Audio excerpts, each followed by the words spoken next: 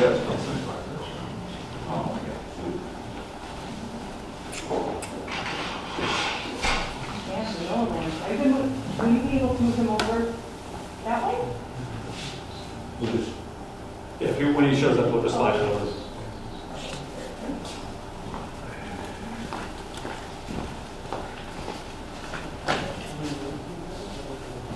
Let me know when you're all ready.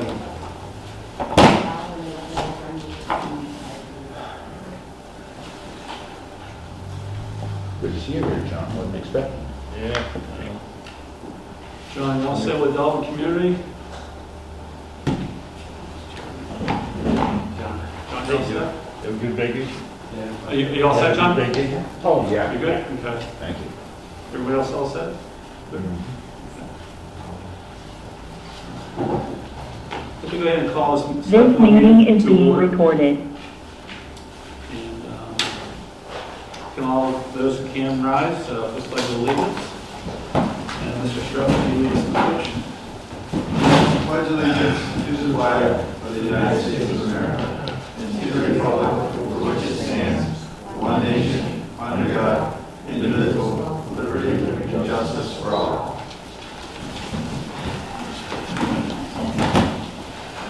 And Brittany, would you like to do a roll call? Yeah. Cheryl Llc Dba Here. Robert Bishop. Here. John Boyle. Present. Mark Stroh. Here. And we have our town manager, Thomas Hutchison. Here. Great, thank you. Now, public address to the board. This is the time when the public may address the board on any item listed on the meeting agenda or any issue or matter of the town. If you intend to address the board at this time, we ask that you do the following. Please identify yourself by name, address, or the company institution you represent. The public address to the board segment will last no longer than 30 minutes. Please make your comments concise and try not to repeat statements made by others. Please address your comments to the board chair. Discussion or debate on any issue may not take place at this time. The chair or the designee may answer questions on procedural matters. Please be cordial and respectful of others. If anyone wishes to be recognized when the board discusses an agenda item, please make the request at this time. The board chair may grant this request. Address comments to the board chair and be concise. Anyone from the audience? Yes, sir. You want me to identify? Sure, just your name and the topic. Yeah. Leo Delaney, live at 56 Daly Avenue. And it's about the transfer of the license. Okay, great. So when we get to that agenda item, we'll go ahead and take the comments at that time. Thank you. Okay, go right ahead. All right. I have a comment from Regina White at 417 High Street. This was submitted to, I'm not sure to the town, but she asked if I would read it.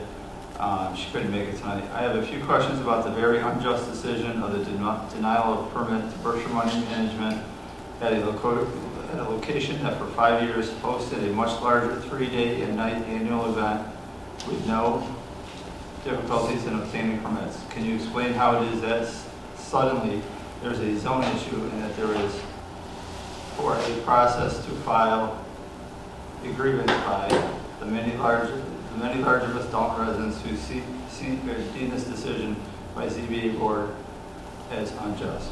Regina White. Thank you, Mr. Sharp. And what we'll do is we can, all right, just send that over to the ZBA for response. Okay. Any other comments? Anyone that's on the Zoom call wishing to comment? I see there's 3. Okay. All right, we'll move to number 5. Approve the BRPC Green Infrastructure Plan. Ladies Selectboard, my name is Courtney Morehouse. I'm with Berkshire Regional Planning Commission, and we had a grant last year to put together a green infrastructure plan for the town of Dalton. One of the goals was to look at flooding in the Walker Brook area, but we also brought on sort of co-goals of looking at water quality, which is also somewhat of a Walker Brook issue, and looked at where we could put green infrastructure in order to address both the water quality and the flooding. So the plan looks at areas in Walker Brook and sort of the surrounding areas, and has about 12 sites identified, and of those, 3 prioritized. It also looks at what grant funding exists that you could tap into and some of the, very sort of surface level look at policies and decisions that might encourage green infrastructure throughout the town. So I'm here tonight to answer any remaining questions and also encourage you to vote to formally adopt the green infrastructure plan that's been put together. Great. And any questions? Quick question. This has been publicly posted on our website for a number of weeks. Did you receive many comments at all from the community? We received about 5 comments, I believe, and that's been included in the final plan that was then again posted. So I responded to everybody who was able to get to me with any concerns that they had. There wasn't any changes that was requested, so it was really just attached as an addendum at the end. Okay, Yeah. great, thank you. With that, can I have a motion? I make a motion we approve our PC Green Infrastructure Plan. I'll second that. Motion is second, any discussion? Hearing none, all in favor? Opposed? Abstentions? Motion passes. And thank you for the great work on that. Yeah, thank you very much. Appreciate you, Courtney. Number 6 is the transfer of on-premise all alcohol license from Cheryl Llc Dba Jacobs to Zinke's Pub LLC, a change in ownership. And we have a comment from the audience. Yes. The present owner of the bar inherited a situation which goes back to the 80s, or the previous, I don't know if the place has already been sold, but the present license owner, the situation is parking. It's never been right. In the 80s, there were conditions put on Bruce Berger when he added on to the bar. Those were never enforced. The plot plan for his parking arrangement just would worked on paper, but would not allow cars to move in and out if everybody was parked in the parking lot. It was ridiculous, but it was never really an issue until this present license owner had it. And he did a lot with the bar. He attracted a lot of people, and they were all over Daly Avenue. They were parking in private lots next door in the old Brown Oil property. They were over in John Kelly's parking lot. They were parking in the spaces of the people in the red apartment house, the 6 apartments next to John Kelly's property. When it got really bad, they would be on both sides of the street, right on the bend of Daly Avenue. And then you'd start going up the street. The police at first would come and take them off of the sidewalk, which is, according to town bylaws, that's against the bylaws to park on the sidewalks in town. After a few calls to them, they told me they weren't going to do anything. In effect, they said, well, the policeman couldn't see the sidewalk. And there was nothing else that they could do about where people were parking. It was suggested to me that back then, that might have been 5-6 years ago, that I go to the traffic commission in town and ask to have no parking signs put on the street. I think that's obviously unfair to all of us that live on the street, property owners, taxpayers. We can't have our own family or friends come and park in front of our house, and that's the only way we can keep bar patrons from parking up and down the street and clogging the street. I don't think so. I think now that there's going to be a transfer to a new owner, that I would like to see conditions put on him to take responsibility for parking his own patrons on his own property. And the way he can do that, I don't know, seeing as you gentlemen are the license board, I would assume that you know what the formula is to figure who, how many patrons per parking space and vice versa. It seems as though the capacity should be lessened because the ability to park cars in there has lessened over the years.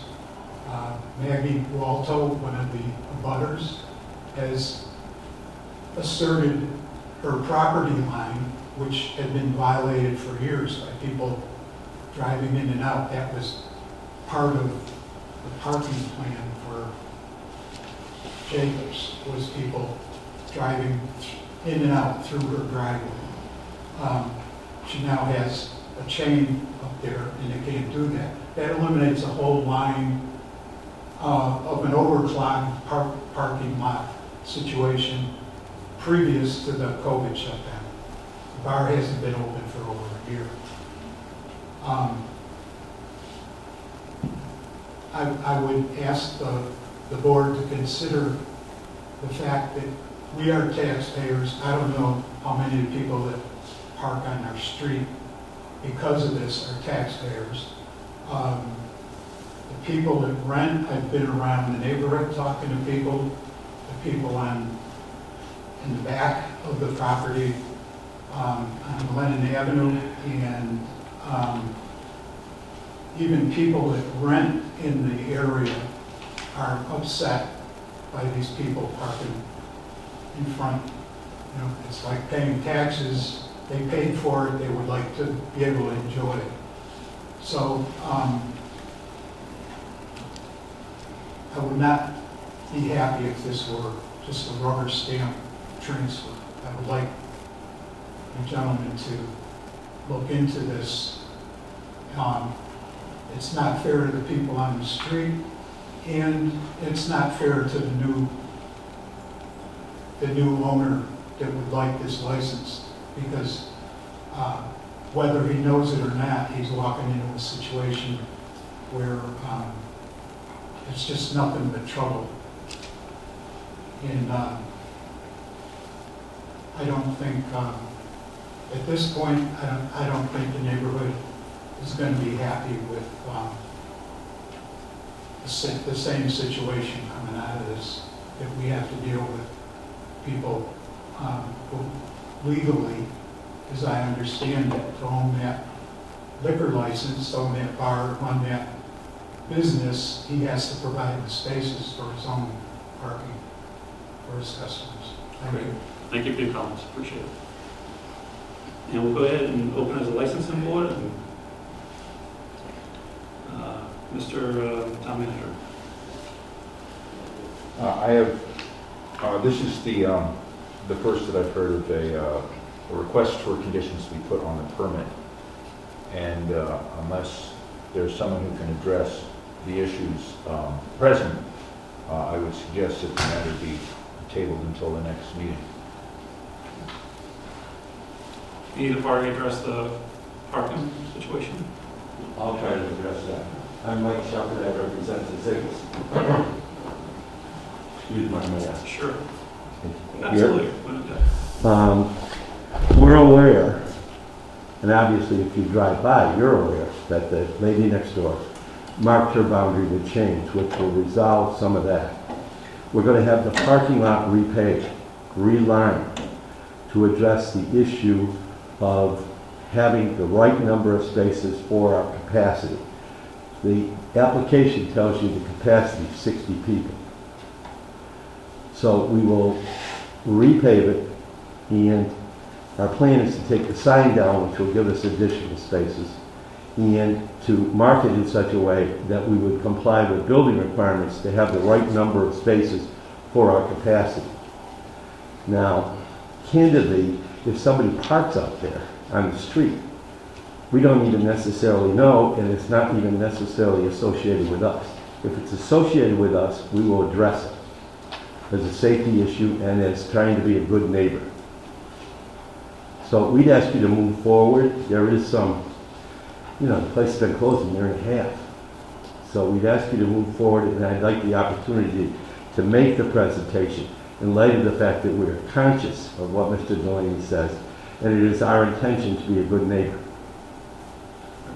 Pleasure of the board. I'll agree with that. I'd like to go forward with the hearing, and then we can get a decision on that. Okay. Mike Shepard, I'm attorney with law offices. I've got Bill and Missy with me here. Mr. Mannix owns the property, and we have a purchase and sale agreement, which is part of your file, to buy the facility itself and to ask this board and the ABC to approve the transfer of the liquor license. We have set up an LLC, Zinke's Pub LLC. It exists, it's in good standing. It was just set up recently. So we're all up to date with the Secretary of State. The Zinkes are the member managers. It is there, Bill's going to be the manager on site. This is a family business and will be run that way. He's taking his TIPS course. We'll have the correct insurance. We're going to be owner-occupant managers on site daily, which I hope will address some of the issues that we're aware of.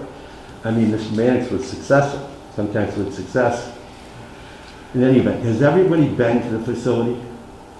Well, not since COVID. Right, But before yes, COVID. absolutely. Yep. Okay, so you know the setup with the bar, and at the end of the application, there's a breakdown. There's 16 bar stools. They're in the bar section, which is you go in on the right, the bar section, it has a couple of tables of 4 seats each. And then as you come in and go straight back, that's what we call the dining room. So if everybody's been there, I'm not going to belabor the architectural benefits. It does have a basement. It's about 1,900 square feet. It has a seating capacity per town requirements of 60 people. It has 4 exits and entrances, which comply with all regulations. And it has handicap bathrooms.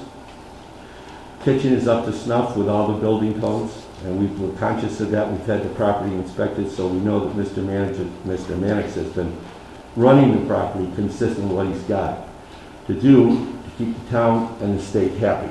Handicap accessible in the front, no problems with that.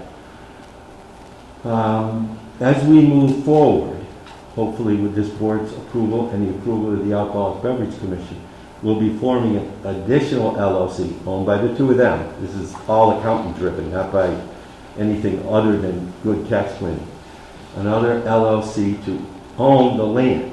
So the applicant license holder will have a lease with the landowner. Now, this is like peanuts under a shell.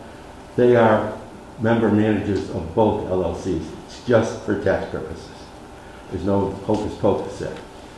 So once that's in place, and I've given you a copy of the lease, it's proposed, it's called triple net lease. It just makes a lot of sense that the operating company pay all the bills, especially when managers of the liquor license and managers of the real estate are exactly the same people. It's just accountant driven. We intend, there's a little history here. This thing's over, I think it's over 100 years old, and it has been run as a social club bar for 100 years. I mean, the Daly family built it probably before the 20s. They use it as a pub for the neighborhood. And what I didn't know until today when I read some of the bio on it is the Daly Avenue Drum Corps used it as the area where it was practiced. And probably somewhere between 1910 and 1930. So it's got a storied history, including the fact that my grandfather was part of the Daly Avenue Drum Corps. So, tidbit for you, John. So, family owned, consistently managed. Mannix made it very successful. Some parking problems. We appreciate that. We'll try to address them as best we can. We don't want to change it. We're applying for an entertainment license, but it's not a nightclub. It's a one guy with a guitar, like the other facilities here in the town periodically have. We will be properly licensed, be properly insured, and we will comply with all laws. Questions? Any questions from the board? How many parking spots are required for 60 seating capacity? Billy, how many do I have? You don't know? How many parking spots on here? Yes, it's, I think we had just over 30, but then I got thinking when I made the plan, that obviously, I think I can work around it is when the delivery trucks, supply trucks come up on the right-hand side. I think they'll usually do that probably in the mornings when we're not operating, so the cars shouldn't be there. But if they are, I can put orange cones out to block a couple of spots out when they have their timing to bring the trucks in. The way I set it up, I saw the chain and thing, it looks like it's, cut out some spaces. But in actuality, I did some measuring, and when I take the large sign down, I have enough where, that's one of the reasons I want to blacktop it. It's gonna look nice, obviously, and put the lines in, because it's you're making the people park where they should park. Right now, before you go in the ditch, people are quick, just pull in, trucks are everywhere, and so this will kind of actually add more spaces. What I'm gonna have to, I'm also addressing, because I see that they had the line up and they're worried about people going into the driveway. What I would like to do is have when the cars come into the lot, on that side where the neighbor is, that they'll come in and they'll have to forward park. But I'm gonna have barriers up where they can't go any further, the cement barriers for parking, so basically their tires are gonna hit it and that's as far as they can go. So there'll be no chance of any of them even going over that barrier. Now I'm going to purchase them. So in actuality, she wants to take the down eventually, because she probably made a little bit of an eyesore. I don't think she's going to have any issues with parking going into their driveway. What's the time frame that you plan on getting this kind of work done? Yeah, I'm right now currently in negotiations with the current owner to try to even get it paid this Friday, to get everything going. So when we do, hopefully, get final approval with the Ford out in Boston, that we can get going and open relatively quickly. So I'd like to have it paved in line probably within a couple of weeks. And then, so what it would be paved, and then I measured it out. You need about 20 feet to get in and out.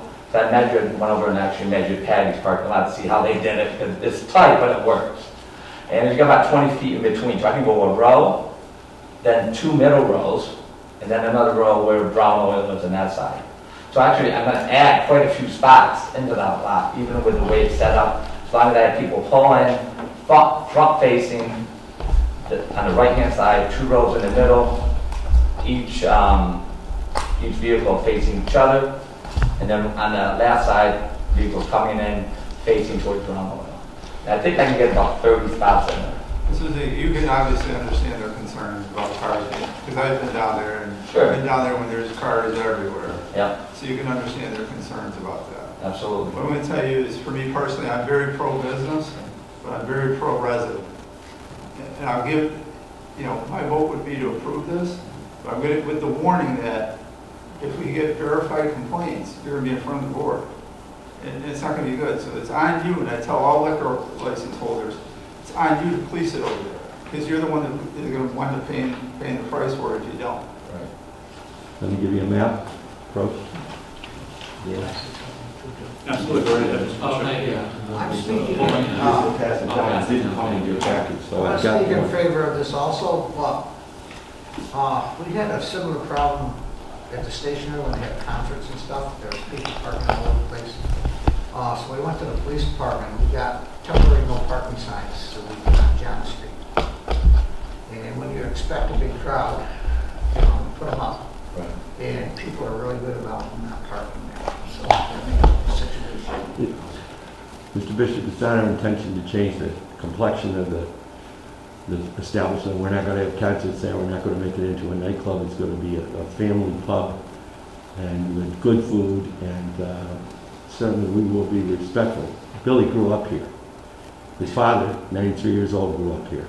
Missy's from Pittsfield, so we know and they live on Gulf Road. So we understand the importance of neighborhood and people respecting other people's rights, and we will do our best to do that. If someone's brought to this board's attention, we let Billy know as the manager.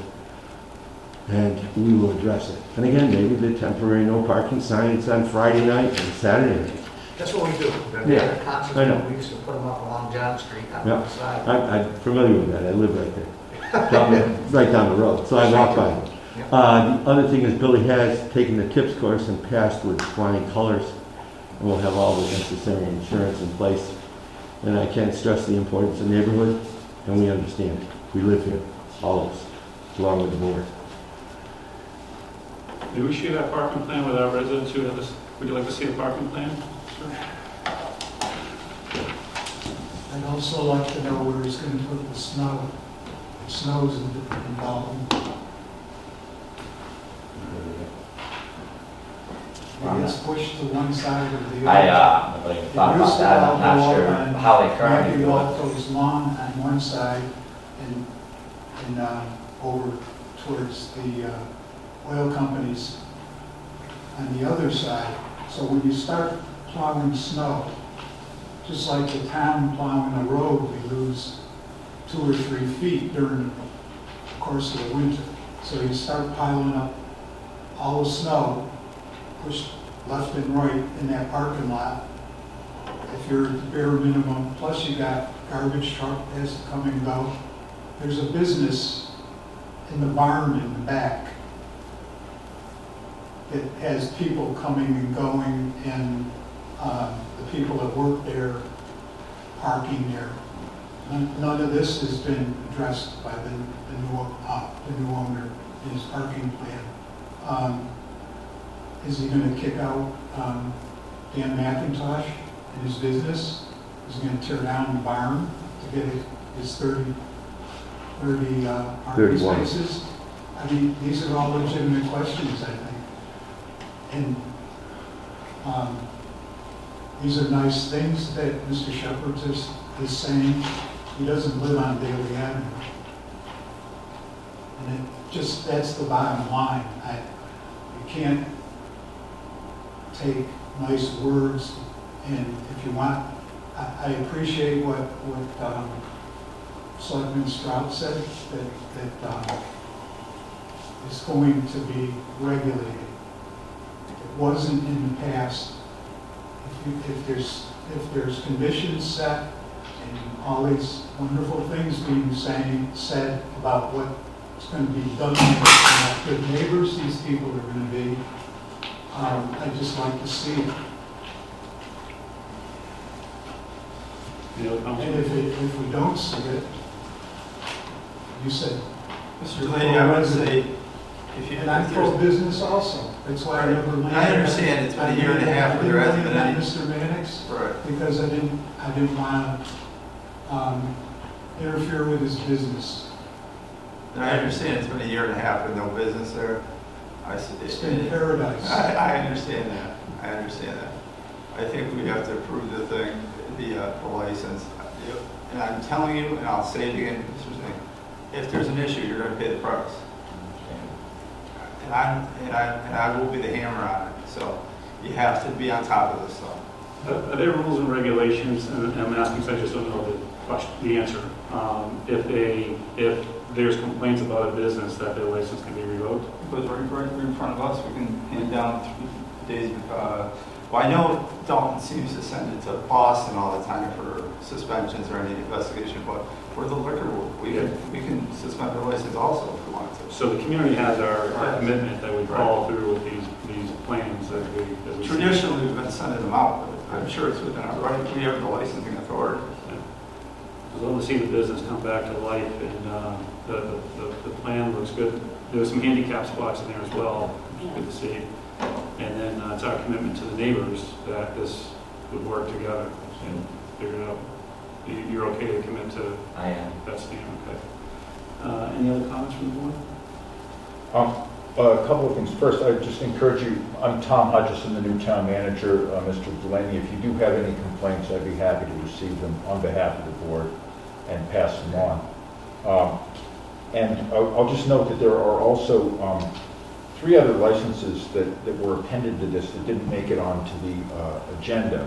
The common victualer's license, the entertainment license, and the jukebox license. We may not, I'm guessing by the state of the business, it may not be imperative that we approve those licenses this evening. That's good, that's a liquor license one, that's it. Yep. So we'll put those on the next. Okay, thank you, Tom. With that, there's no other questions. Is there a motion? I'll make a motion, we accept the transfer of license to Zinke's Pub. Is there a second? I'll second that. Any further conversation? Yeah, I think it's just important to note that this is just the approval of the alcohol liquor license, and it's not yet the approval of the common victulars, which I believe would govern the parking situation in any case. Great, thank you, Mr. Esco. Any other comments? Okay, hearing none, all in favor? Aye. Opposed? Abstentions? Motion passes. Thank you for all the comments, and you have our commitment to make sure that this works for everybody. Thank you.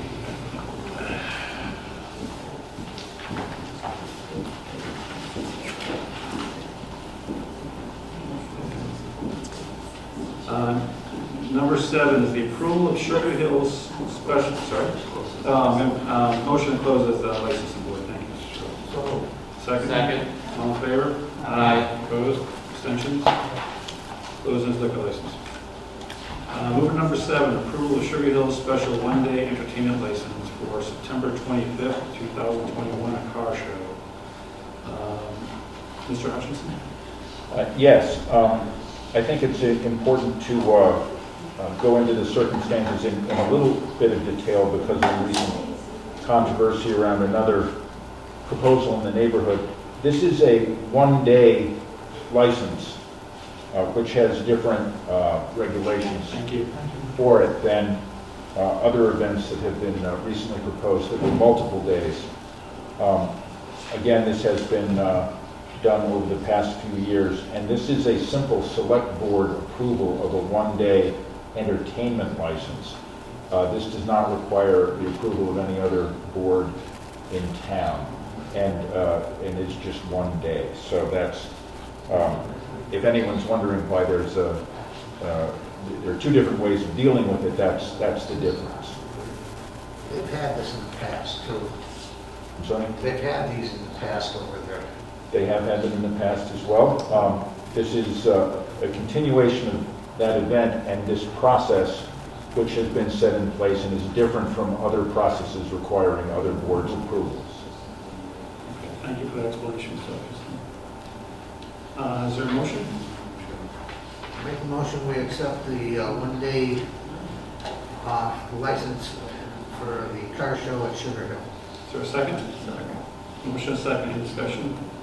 Yeah, it's not just approval for the live music, it's also approval for the car shows. It's an entertainment license.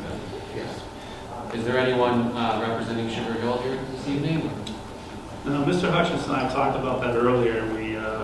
I suggested that we wouldn't have them come in. Okay. Because it's been a kind of an annual thing. Yeah. But I don't know if there's anyone here representing Sugar Hill. I don't see anybody. Yeah. Certainly the optics, in light of the other decision that was made regarding an event in an abutting property, may not be so favorable, but I don't see any issue with this at all. It's during the daytime too. It is just 3.5 hours, proposed hours, from 11 to 2:30, so it's very limited. Okay, that's it for me. Thank you, Mr. Esco. Any other comments? Okay, hearing none, we have a motion and a second. All in favor? Aye. Opposed? Abstentions? And the motion passes.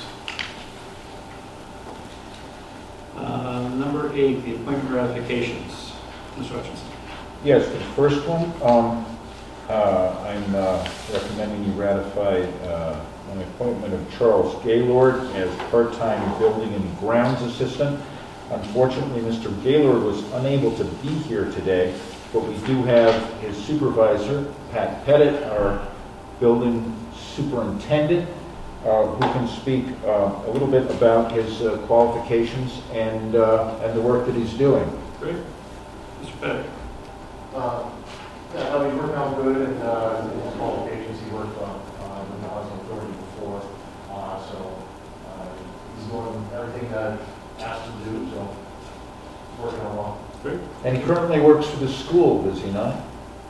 No, he works security for Virgin Oak Sun. Oh, Yeah, he's assistant coach for County High School for football. So there's an appointment recommendation for Charles Gaylord as part-time building and grounds assistant. If I could have a motion? Yes. Make a motion, we appoint Charles Gaylord as part-time building and grounds assistant for the town of Dalton. Is there a second? Second. Motion and second, any discussion? Hearing none, all in favor? Aye. Opposed? Abstentions? Motion passes, and welcome aboard, Mr. Gaylord. That's great. Thank you. Thank you. Mr. Hutchinson, next one. Mr. McGregor. yes, you all know Grant McGregor, our town planner. This is a committee that the last town planner had represented the town on, and they have asked for another representative. I thought it appropriate that the town planner continue being the representative. Since you all know him, I didn't think it was necessary for him to come in. Great, thank you. With that, is there a motion to accept the recommendation from Mr. McGregor as a BRPC Brownfield Committee representative? So moved. Is there a second? Second. Motion and second, any discussion? Hearing none, all in favor? Aye. Opposed? Abstentions? Hearing none, motion passes. Great, thank you, Mr. McGregor. And Mr. Hutchinson, Judith Conran for Board of Registers, vacancy for a term expiring June 30th, 2024. This recommendation comes to us from the town clerk, and I believe Ms. Condren is here to say hello to you. And you, I don't know. If you have any questions for her, if you care to say how you came to volunteer for the Board of Registrars and your relation to the town, that would probably be good for anyone watching. I moved to Dalton in 1983 from North Adams, and I've been a full-time resident here in 1986. I purchased a small home on South Street, and I lived there. My daughter was going to be a senior at Wacona, and I didn't want to pull her out of anywhere and had gone through a divorce. So that's why we moved there, and I love living in Dalton. well, with that, is there a motion to ratify the appointment of Ms. Judith Conran for Board of Registrars, vacancy for a term expiring June 30th, 2024? So moved. Is there a second? Motion is second, any discussion? Hearing none, all in favor? Aye. Opposed? Abstentions? Hearing none? Thank you so much. Thank you, Judy. Judy's also a member of the Beautification Commission. They do a great job, yeah. Mr. Epstein, the next one, Mr. Tom Irwin for Finance Committee vacancy until the next town election. This recommendation comes to us from the chair of the Finance Committee, Bill Drozane, who recommends Tom Irwin for membership. And I believe that Mr. Irwin is not only here, but that he understands the nature of the work that he's getting into. If you just care to say a few words, that would be great to let the townspeople know who's asking to be on the Finance Committee. Thank you for entertaining my desire to be on the Finance Committee. I have industrial experience, having worked for General Electric for 8 years. I ran a small engineering company for 15 years. Then I was a physician in this community for 15.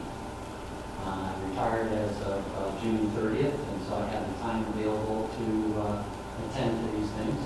When I worked for General Electric, I was responsible as a production supervisor and managed a $40 million a year business segment. The engineering company that I ran did business between $500,000 and $750,000 a year, and I was responsible for the accounting of all of that. And I've also taken accounting courses as well, so I feel that my understanding of finance is fairly solid, and I think I can help the team address the issues confronting the town in regard to financial issues. Thank you. Great. And with that, is there a motion to ratify the appointment of Mr. Tom Irwin to Finance Committee vacancy until the next town election? So moved. Is there a second? Motion is second. Any discussion? I just want to say a personal thank you to Mr. Irwin. I'm always going to call you Dr. Irwin because that's my primary care doc, and I was kind of sad when you left. But you always treated me well as a patient, and looking forward to helping you with the Finance Committee. So, welcome. So the motion is second. Any further discussion? Hearing none. All in favor? Aye. Aye. Opposed? Abstentions?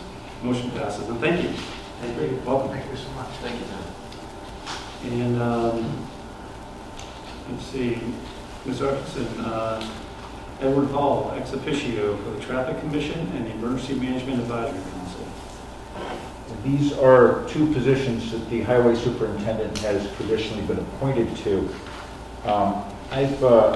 I've added the term ex officio. I think it's important to distinguish staff input to committees from citizen input to committees. Usually ex officio members are there by virtue of their position and not of their person, as opposed to a citizen member. And also typically ex officio members would not vote on a matter of the committee, but they would be at the table but without a vote, similarly as my position to the select board. So I've proposed moving forward with that that scheme of classification going forward. Great.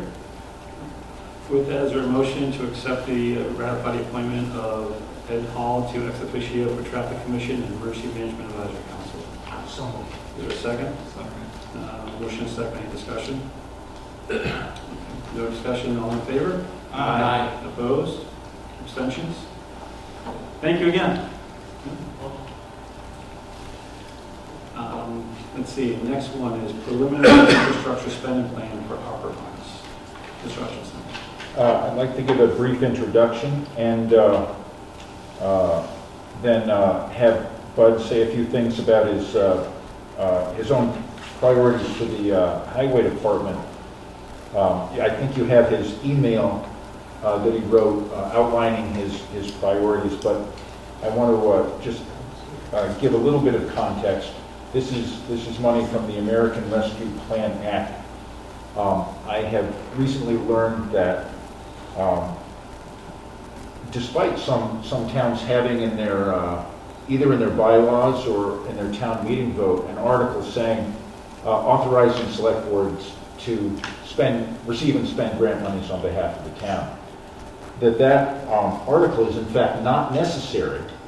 That Chapter 44, Section 53A of the Mass General Laws gives select boards that authority in law, by statute, and therefore the select board is the authority that can decide how these ARPA funds are spent. That said, I think it's also very important to have an open process so that, of which this is a part, so that citizens can be fully aware of the discussion and the debate going on as to how this amount of money is going to be spent. And again, we're talking over 2 years, almost $2 million. We've had previous discussions as well, both within the select board and within the finance team, about priorities. And there is a general consensus that spending the money on infrastructure needs is the best use of the funds. That is still obviously not a decision that's been formally made, but going with that as a guide, I asked the highway superintendent to come up with his priorities for the first year. Now, there are two different pools of money that are available to us. And one of them is available under what's called revenue replacement. We don't have an exact figure for what that would be, but we believe it's about the amount of money that the town received as a town. There's also money the town received because we're no longer part of a county government. And that amount of money is greater, but it has fewer uses allowable. So what we can spend that money on does include sewers and water, including the water district. The revenue replacement can be spent on anything that's in the operating budget, but we have much less of it available. And again, I think the idea is that it's a substantial amount of money, but it's not a huge amount of money. And we've already identified a lot of road projects that need work that we haven't been able to fund so far simply with Chapter 90 money, which usually comes in, very few $100,000 a year, maybe what was it, on the order of $200,000 a year, and road projects cost generally at least that much.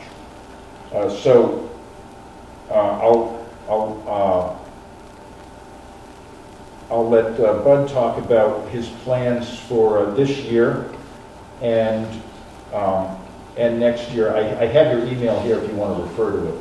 Yeah, And then for the other infrastructure, we're still waiting for the report on the sewer inflow and infiltration study that just happened. But we do anticipate more recommendations than we can fund anyway. We also have a request that we've already received from the water district to spend $145,000 of the money on the engineering study for a number of water lines. And that is something that I thought would have to go to a town meeting vote because I didn't understand the ramifications of Chapter 44, Section 53A. Now that I do, I realize we would not have to wait for a town meeting vote. And I would suggest having Bob Benlian in next time to have him make this request in person. It's a relatively small amount of the additional money that we would get, and maybe worth the select board consideration sooner rather than later, because the engineering studies, of course, come first before any of the work needs to be done. And he had asked for as prompt consideration as possible. So without objection, I'll ask him to come in and talk about that next time. And we can go to Bud talking about his priorities for this year and next year from the smaller pot of money. And I think for the water commission that, because we're kind of separate organizations, that's still covered under that statute? It is, and I can confirm that with the state. Okay, all right, great, thank you for that. so, talking to Tom about it, he said we probably like 340,000 would be what we would get. Is the money that we can kind of use for what we want in the operating budget. And my suggestion was... Can you come forward a little bit? Just because Sure. of the microphones and such. Yeah, definitely. So I was thinking between that, with like 340,000, I had Orchard Road to mill pave that. That's probably in the 200,000 range. There's a calculator you can use on Berkshire Highway Superintendent. You can kind of put in the length of the road, the width, so you can kind of get a good budget number. And I called the state engineer actually for Mass DOT to see how close it is. And he said it's a good way to go by, so that's what I did. So that was like 200, and then I wanted to, because it's one of those things, it's a capital budget thing we like to do, but we can't always do everything we want. There's a mini excavator and a trailer. Because we do a lot of work between the sewers, the drainage, even in the cemeteries, we could use the mini excavator. Like we rented one a couple weeks ago from PLT for a week, and that's almost a couple $1,000. And they've rented them probably 4 or 5 times in the past year at the same rate. So it kind of eventually it's going to be a great piece of equipment for us to have for all the departments we have. And then, so I got a quote for that, and that's like 90 with the trailer, so it's like 290. And then the other, like 50,000. I have like Chamberlain Ave, the small one, that's really bad. You know, the little leaguers, everybody going to the park, that road's awful too as well. And I was trying to get that squeezed in there, which I don't think would be a problem. And then it's just gonna be tough with the winter, because the way prices are going with everything, who knows what asphalt will be in the spring. But through the winter, we can get everything together to get it out to bid, so we can get a lot of stuff done early. So I thought Ultra was gonna run us much more than 200. That's I went through the calculations, and Yeah. that's what it was, so. That's great. You know, I had a little bit higher in my head too, Yeah. going through it, and then I think the next year there was the same amount of money, again, 340-ish. I didn't do the measurements and calculations, but on my little list in my head was the bottom half of Washington Mountain Road, like pretty much to a Bond Drive from Dalton Division, because that's brutal, we're always up there fighting that. And then I have like John Street is really bad, and that's, you know, with the school and, you know, the fire department, everything coming out of that road's awful. And then like Crane Avenue was another one that's pretty bad on my list. And then you get Judith and Sunset over there, those ones are in rough shape as well, so it's kind of, you have to prioritize. Get those together. See what see what happens with the winter, because things change a lot with the roads and stuff. But that's kind of what my thought was for now, but we'll see how everything goes. But where does Pleasant Street fit on your schedule? I mean, Pleasant Street it's is, already engineered and everything, so. is it all, I didn't know if that was already taken care of when they did those other just side streets off of it. You did do that. We were actually going there tomorrow to patch. There's a really bad section by Hale Street. We're gonna try to make a good patch on it tomorrow. But it's gonna be, you know, we could, you know, once again, we could shuffle things around, you know, your discretion as well.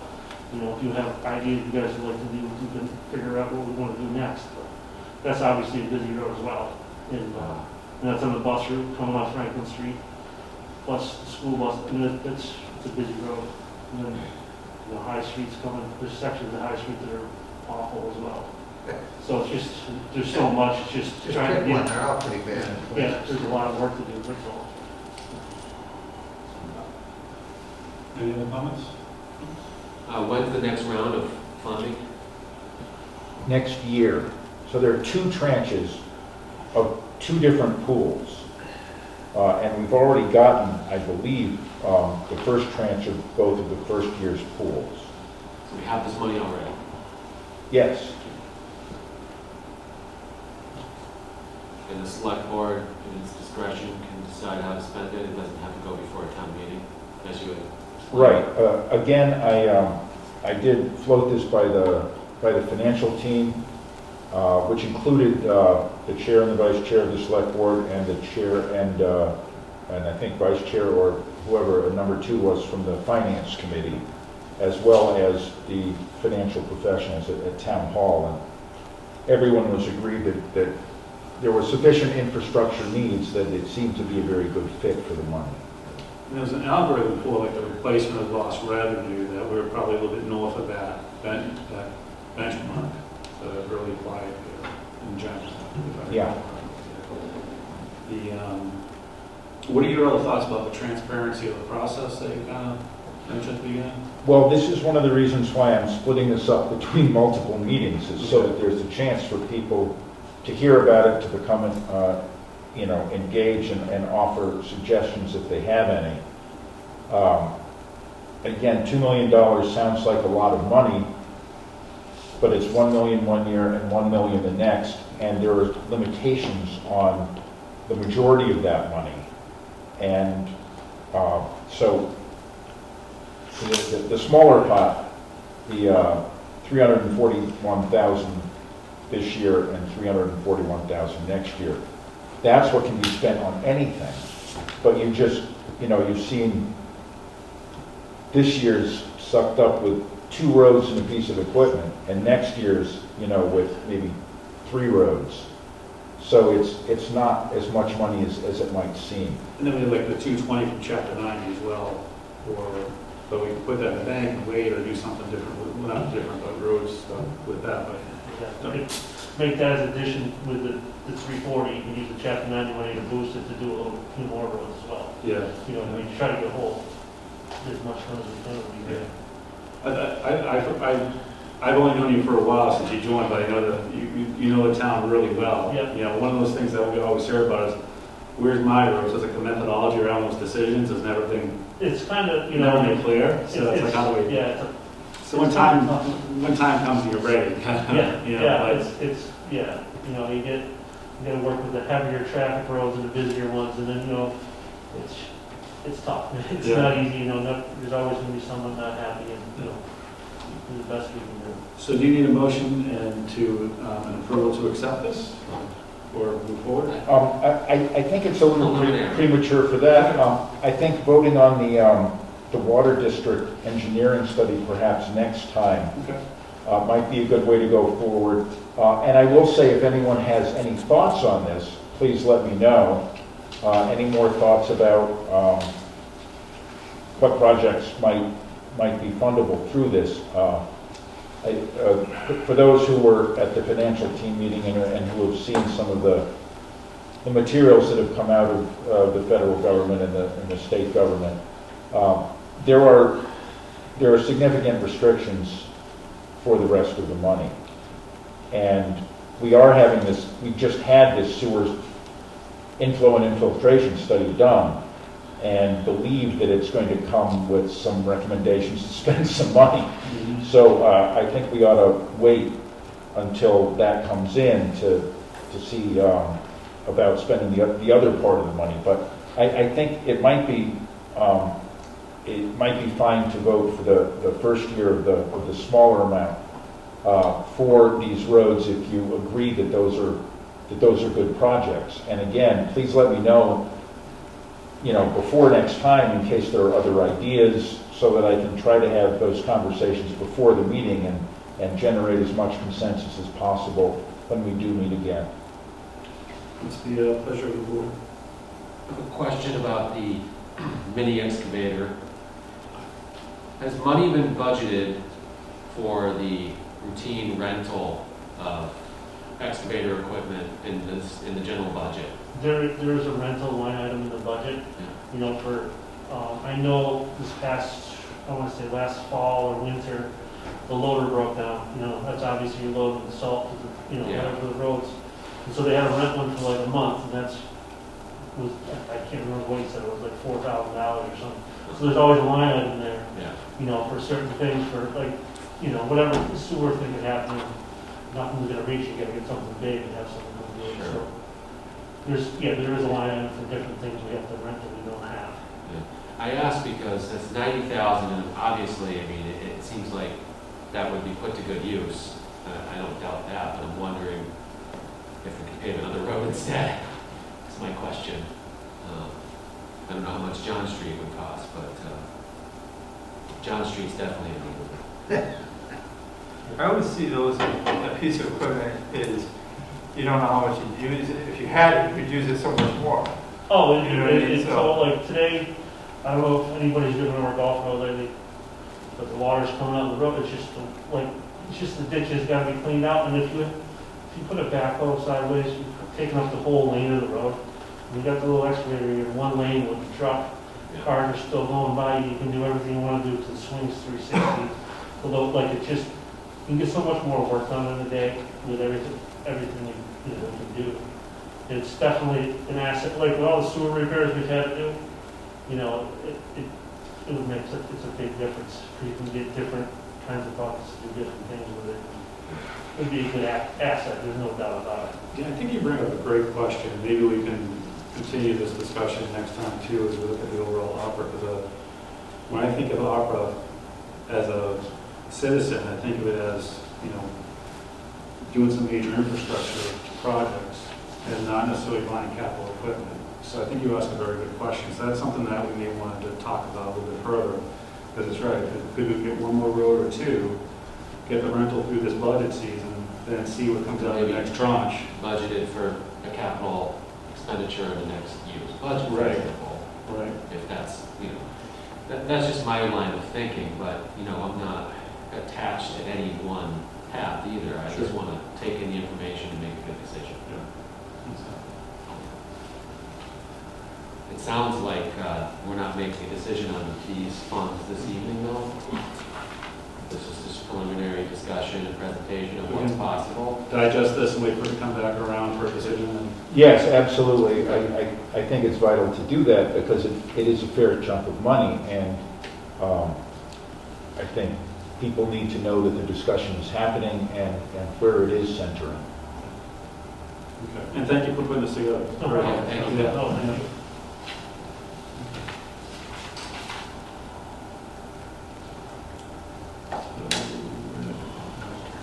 Thank you. The Board of Health update and recommendations. Jane? And thank you again for hanging out with us late night. Oh, no place I'd rather be, truly. Yeah. So yes, Board of Health keeps going on as always. I think that the biggest thing that I wanted to bring to the board today was really just talking about that the Board of Health had met and had kind of talked about where we were as far as a community. And so at the last Board of Health meeting, it was recommended that the select board require or highly encourage the use of face coverings while in public spaces in town hall or other town buildings.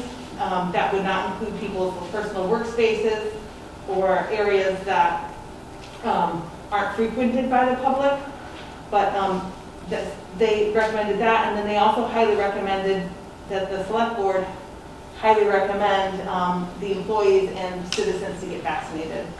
There was a big discussion around vaccination, and actually, I remember having this conversation with Tom when reflecting a conversation that Dan Doyle had said, you know, the point is to not overrun our hospitals. And so while we are seeing some breakthrough infections with the Delta variant, we're seeing that the rate of hospitalization and serious illness from people who are vaccinated is a small fraction of from what it would be if they were unvaccinated. So really trying to put our efforts there and just encouraging people and being available to answer questions and understanding that this is an uncertain time, and you know, people need to be able to have their questions answered and we work together. So that's those were two recommendations that the Board of Health had.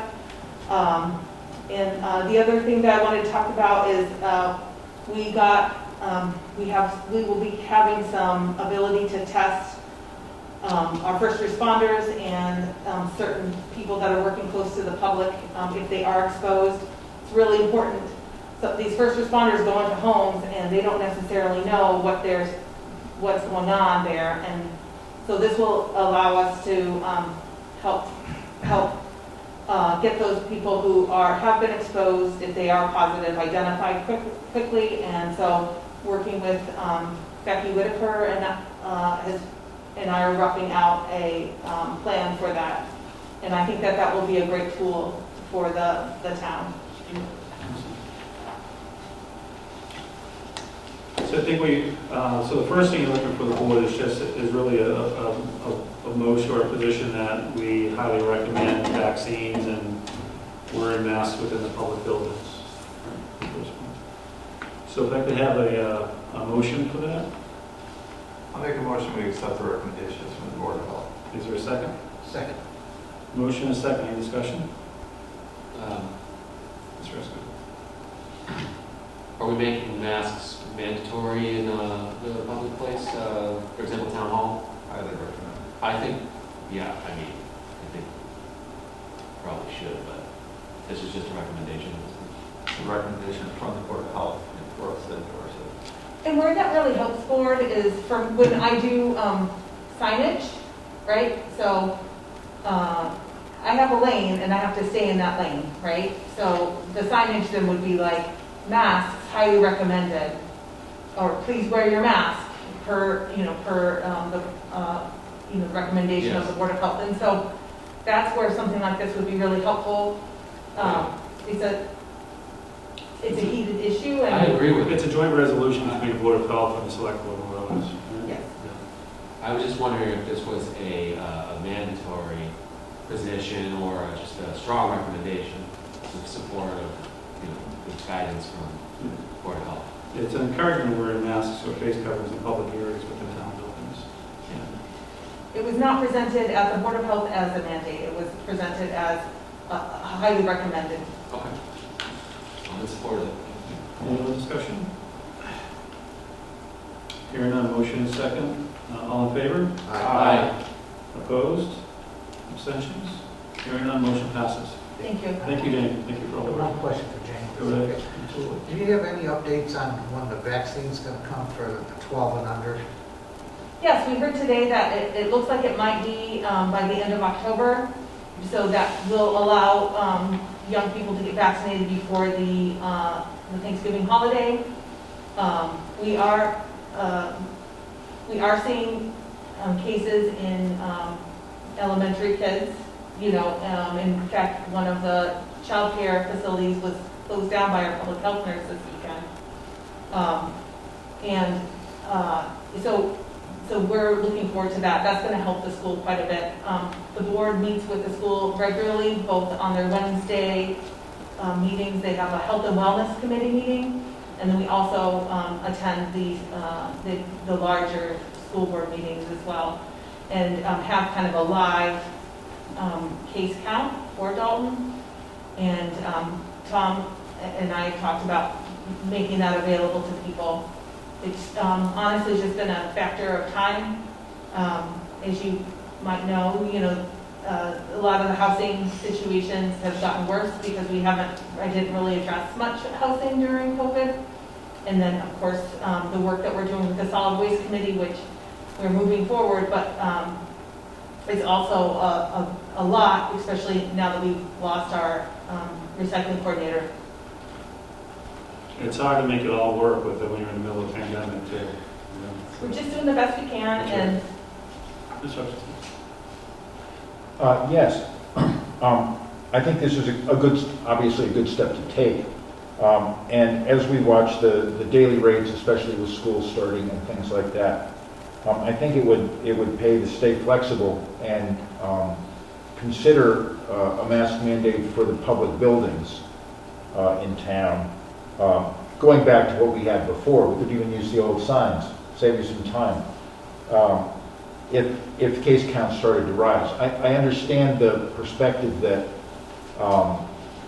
it's good to keep our eye on how full the hospitals are getting.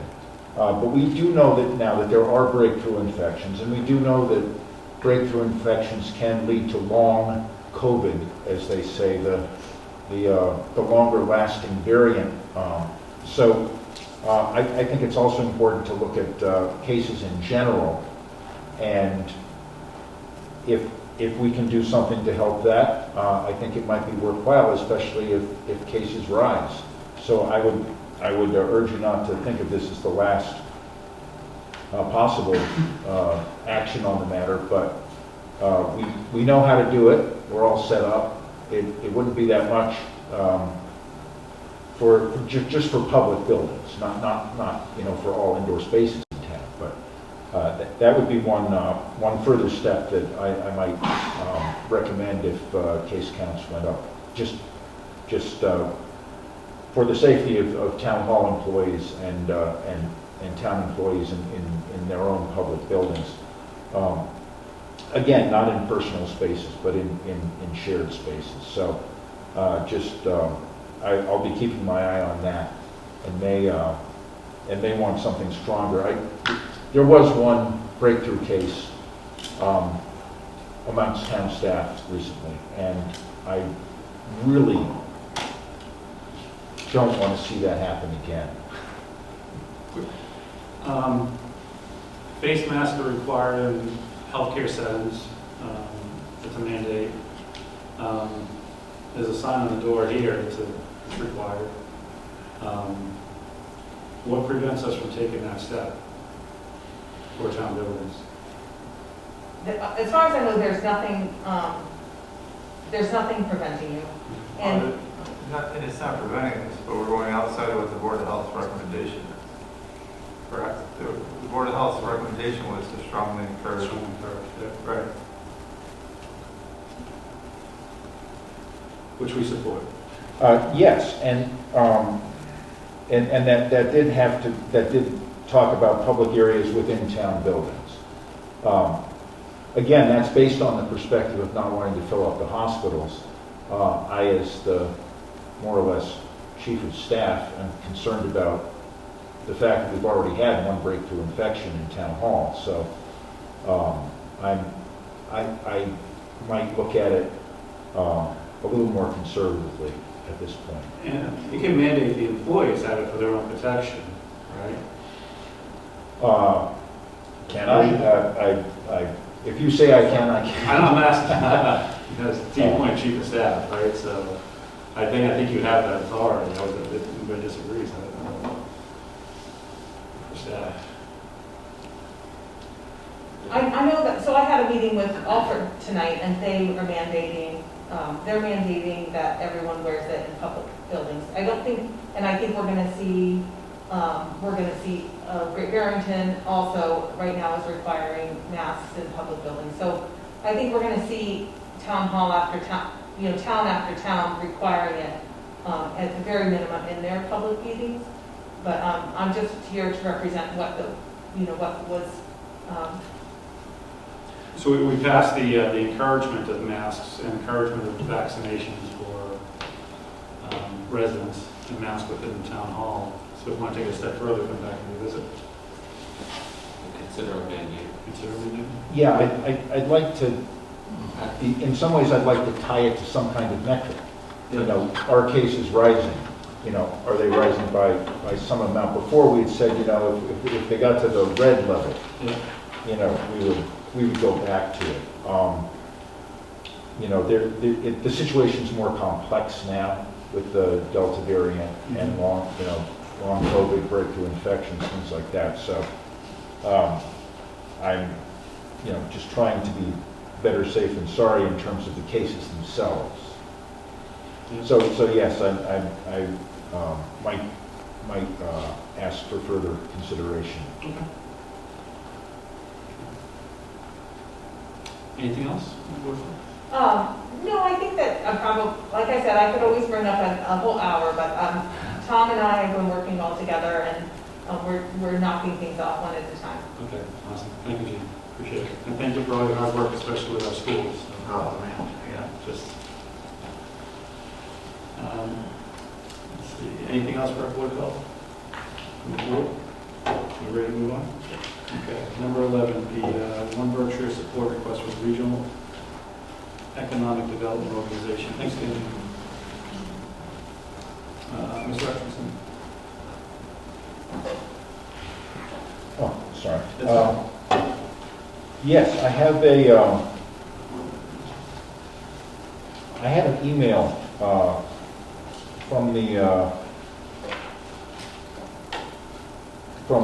Benjamin Lamb, who was representing One Berkshire, and he had I think you have his email asking for a letter of support for this recommendation. They had, hold on 1 second, I thought I had a second email.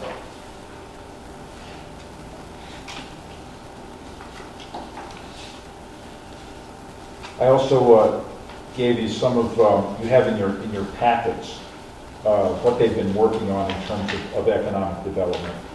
And they were very,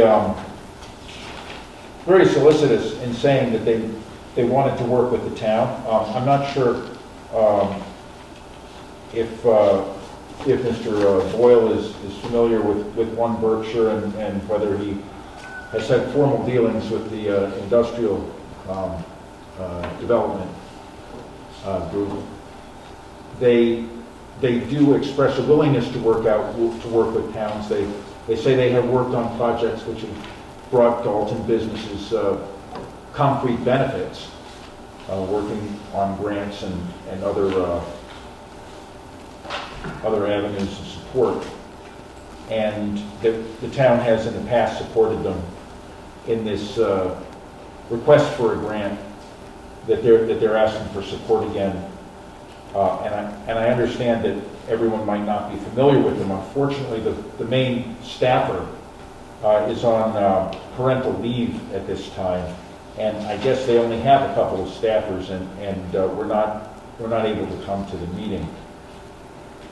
So what they are is they're currently the Regional Economic Development Organization in Berkshire County, and that gives them the cachet of being able to apply for grants and deal with official sources of support.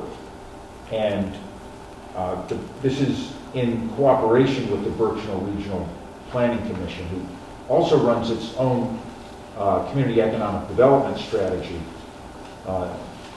which is, I think, more broadly based than this. But this is the work that they're doing, economic vision and plan for action, and some of the projects that they've been working on. So based on my discussions with them and communications with them and their history of working on projects, unless someone has a different view of them for whatever reason, I don't see any reason why the board shouldn't continue its history of supporting them as the Regional Economic Development Organization for Berkshire County. So I would support this letter of support that they're asking for. And again, it's just an accident of timing that they're not able to come and present these items for themselves. Is there a motion?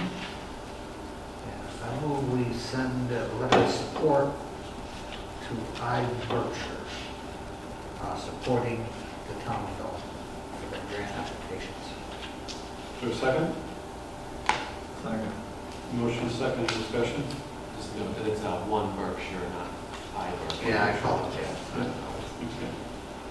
Motion second, any discussion? I've been to a couple of their meetings over the years prior to joining the select board, and I would love to get a formal presentation about what the impact is in Dalton specifically, supporting that program, which I think is a great program. I just don't understand, I don't have insight into the benefit of our own industrial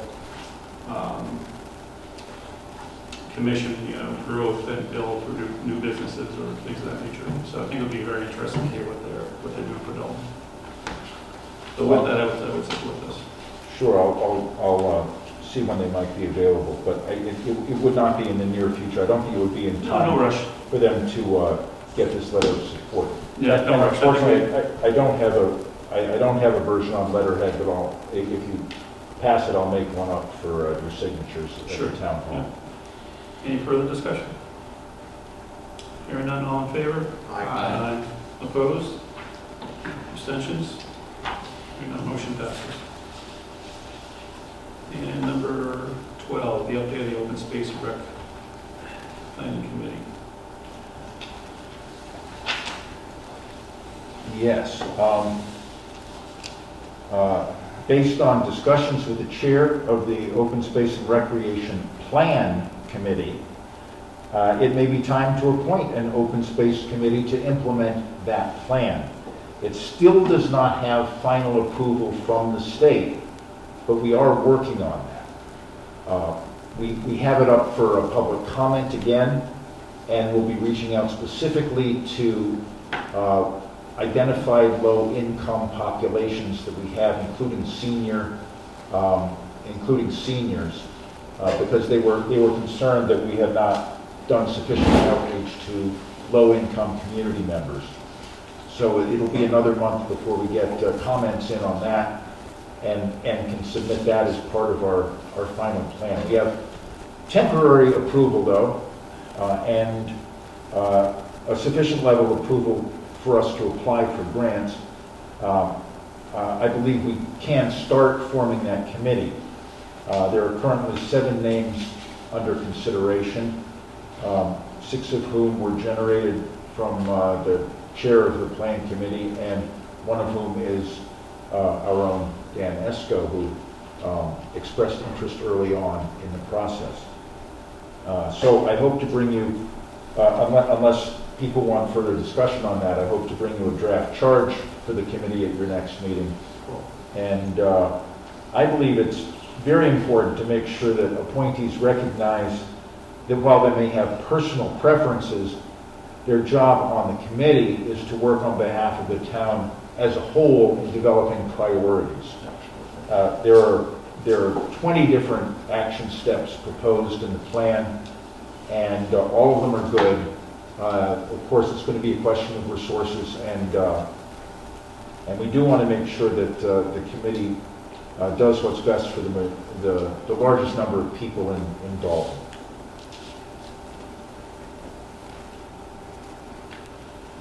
Or priority populations, or however the committee decides it, but that sort of thing. So I'll go ahead and set that up for your next meeting. And again, please let me know if there's anyone else you know who might be interested, if you have any particular ideas about what the charge should be and things like that, so I can incorporate those. Perfect, thank you, Tom. Review of precinct boundaries based on 2020 census. Yes, this is going to be, again, an item mainly for next time. You'll have a formal presentation. But I thought I would give this update again because it's a matter of substance for the town. The town clerk will be presenting a recommendation at your next meeting, if all goes well, that our current precincts not change. There are 2 precincts in Dalton, 2 voting precincts. That the precincts not change as a result of the latest census. Your approval is needed to fulfill our requirements to the Massachusetts Secretary of State. Briefly, the town appears to have lost about 426 residents since 2010. About a 6.3% decline to 6,330 from 6,756. The census prefers that precincts not vary by more than 5% in population. If we keep the same precincts we've had for the last 10 years, and possibly more, the variance will be 0.92, or just under 1%. Well within the range the census considers acceptable. The town clerk and I have already spoken with them, and they're fine with the board approving no change in the precinct boundaries. And I think it's easiest just for people not to have to change their precinct. And there's no compelling reason to do so, is where I'm going with that. So the town clerk will be in for your next meeting to formally present this recommendation, along with a map and a letter which follows a very specific template. If anyone has any questions in the meantime, please let me know so I can work to get them addressed during the next 2 weeks. And there's a very small map of the precincts. It is the map of our current precincts, but it has the new population numbers in it. What is wrong in this is that the variance, this is the draft version. The final version, which I think I only have, is a very large map at this point. The variance is 0.92. On here it's 1.08%. As Precinct 1 gaining and Precinct 2 losing 1.11%. So those numbers are off, but the map is correct, and it's the same map that we have now.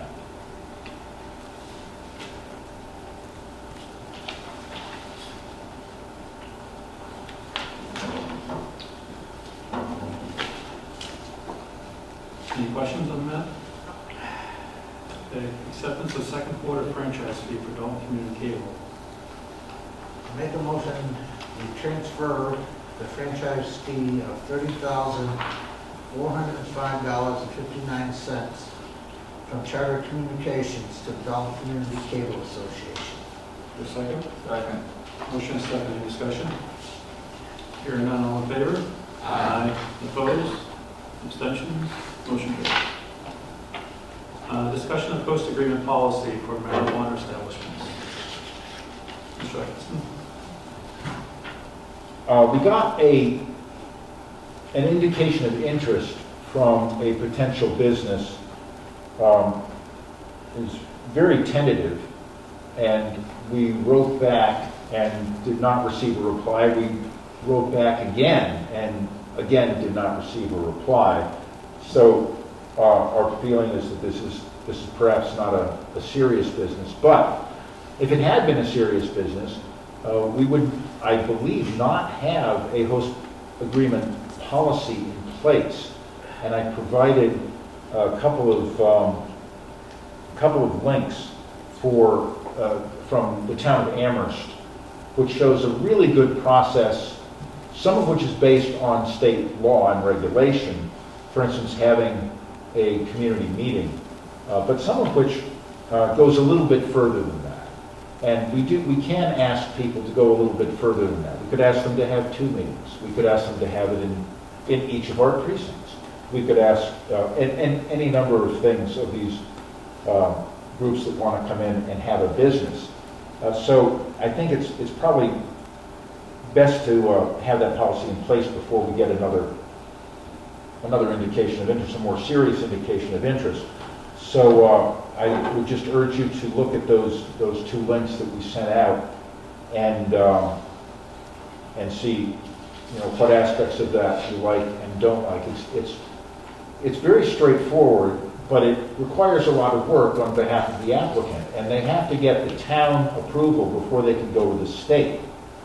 So this is an absolutely key part of the process, and the idea is to not make it overly burdensome on potential businesses, but to satisfy the questions of the community, which can be pretty intense. So the more of that we can ask them to do early on if they come in, the better. And I believe that the Amherst process is very good at asking for information and very clearly set up what they do. And I would suggest having a similar process for Dalton. So I want to bring back something very similar to that at a future meeting, perhaps the next one, but you'll see. Do you want our feedback on the Amherst one, or what we like? Oh, absolutely. We just send it over and just... Yeah, absolutely. Feedback. Please look at it, say, if you think it's strong enough, not strong enough, too strong. We'll look at their wheel and make some recommendations on how to... Yeah. An awful lot of it has to do with immediate geographical effects, the neighbors, the abutters, the parking, the lighting. And it's different whether it's a retail establishment or a production establishment or a manufacturing establishment. And our bylaws are already updated based on the last law a couple of years ago, Yes. right? So, or where they can be located. We adopted the town meeting. So we just need a policy for the select board being able to check off things that allow them to say, yes, you've answered our questions, you can go ahead and apply to the state. And do we set the tax rate on these businesses, or is it state run by the... No, that's, that's negotiated as part of the host community agreement. Okay. And that may or may not be the same for all businesses. Right. There's a maximum of a 3% contribution from retail businesses. There is no allowance for a contribution from a production or a manufacturing facility. Some of the businesses that have been subject, some towns went beyond the 3%. And some towns were spending their 3% on what might have been unrelated matters. And while many businesses were willing to sign on the bottom line to get in and establish market space, there's now considerable pushback from some of those same businesses as to, well, that's actually not that's not a legal clause in our agreement. It's not actually allowed by the state. There's a 3% maximum, for example, and the spending has to be directly related to the effects of my business, sort of pushback. So that is still being, settled in case law and regulatory decisions. But it certainly helps to have a clear policy in which, questions can be asked and answered in a logical and rational way. And communication with the residents is well publicized, and maybe there's more than one meeting. I can say that in more than one neighborhood. Just because you're going in one neighborhood doesn't mean that's the only neighborhood it affects and things like that. So things like that are good to think about beforehand, so that when somebody does come to you or come to me, I can say, here's our policy, please be prepared to satisfy these conditions. And they'll know where they stand, we'll know where we stand, and business can proceed smoothly. Thank you, Tom. Town manager update? Yes, I have several pieces. I'm just going to drop this for a second, if I may. I'm going to pass this around. I have several pieces of news about grants projects. First, the Shared Streets Pedestrian Lights project is finished. There are two of those, one by River Run and one down by Nessicus. And we've had no further complaints about the bollards protecting the light pole and those waiting to cross by the post office. I think it is much better for cars to hit the bollards than the residents. I must admit to having not been entirely sympathetic to some of those complaints. It seems a reasonable placement as I look at it now and I look at the setup. And I haven't heard of anybody else hitting them either, so I think people just may be taking more care.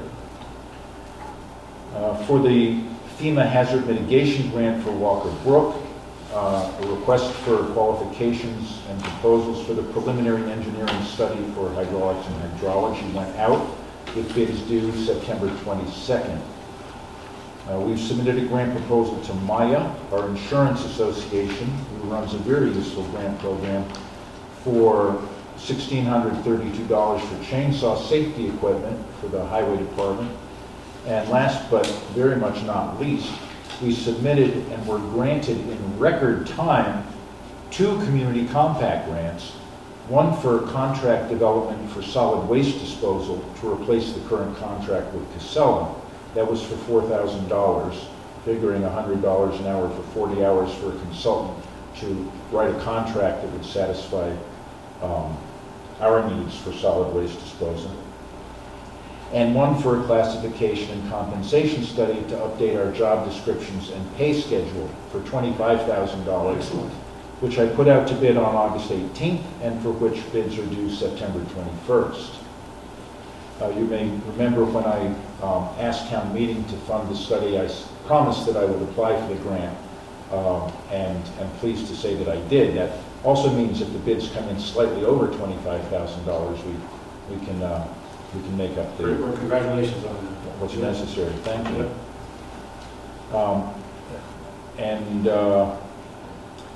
I successfully renewed the 3-year contract with Dufour Escorted Tours, Inc.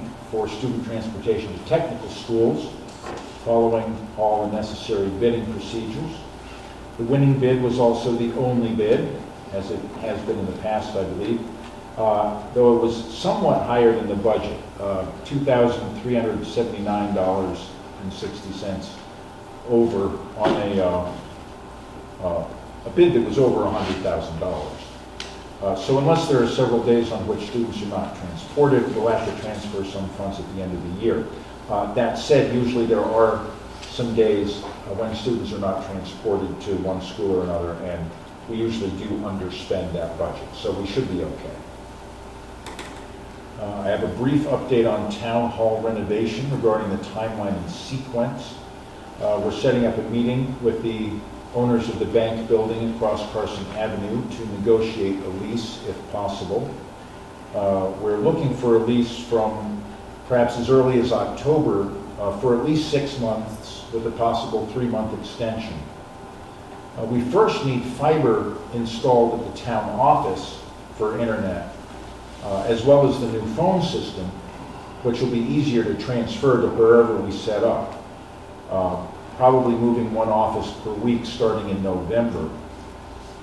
I also understand there's a very serious bat problem in the attic, which could take tens of thousands of dollars to solve. So it's a good thing we were generous with our borrowing estimate for the project.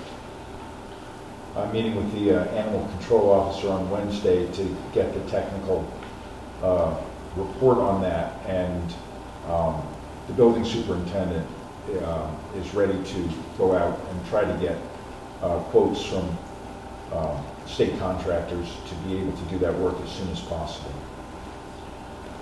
We are looking to get the engineering work bid as soon as possible, which will include the service of bidding the construction.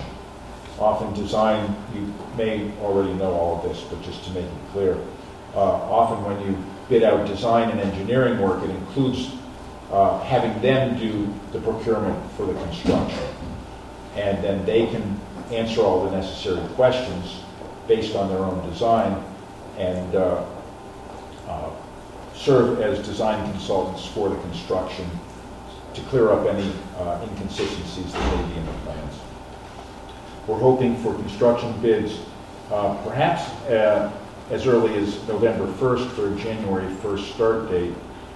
Hoping for a 3-month project, but planning potentially for a 6-month project if there are any real problems that arise. I convened a meeting of the financial staff as well as representatives from the Selectboard and Finance Committee to go over a number of items.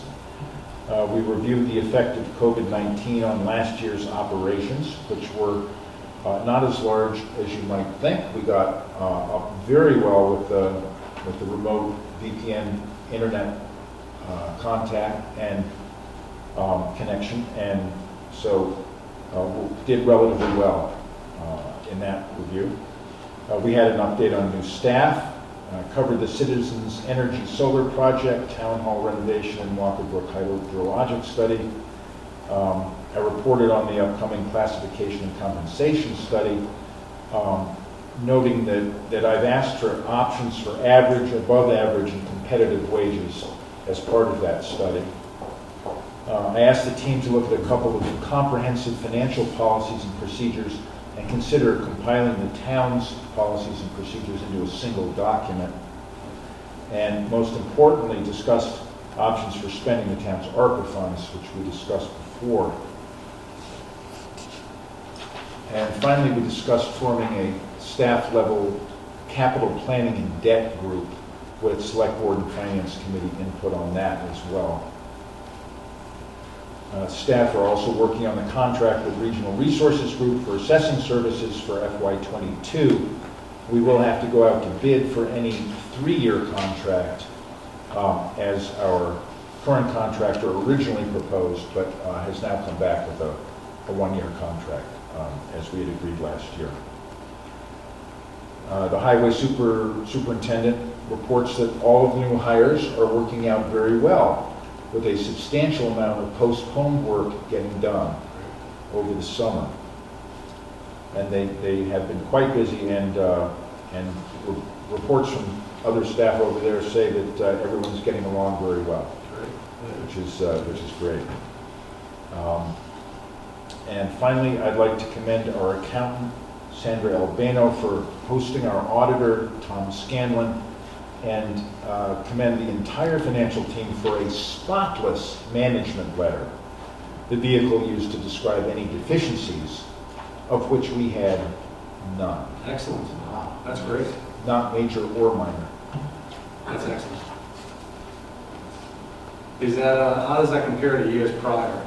Is that Compared with years prior, those audits? Because those can be challenging at times, for sure. I have not looked at prior year Yeah, management that's, letters.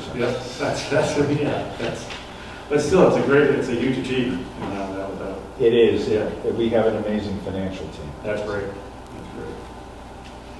Awesome, thank you for that great update, Tom. Future agenda items. Anyone? I got one. I'm gonna touch the third rail with this one.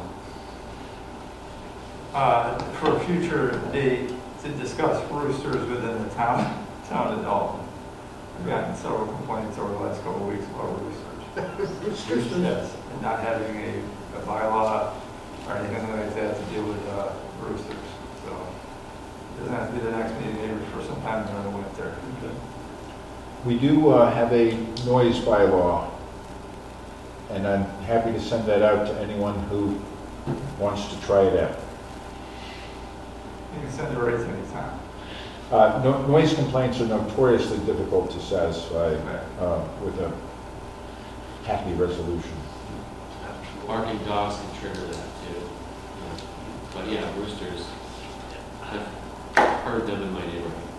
Little flats over the fence will take care of it. I've heard they've been disposed of though. Roosters? It relates to my neighborhood. Any other future agenda items? Hearing none. Items not anticipated 48 hours before the meeting. Nothing on the list. Tom, anything that came up? No? Remarks to the Selectboard. I have a few, but I'll pause. Any? I have a couple. Good, Mr. Bishop? Are we cleaning up, isn't the Pines cleanup scheduled for this Sunday? This Sunday, 10 to 12. Do we have the stuff lined up from the town? Has anybody coordinated that? You know what, I'll call Bud tomorrow, I'll make sure that we're good to go on that. Okay.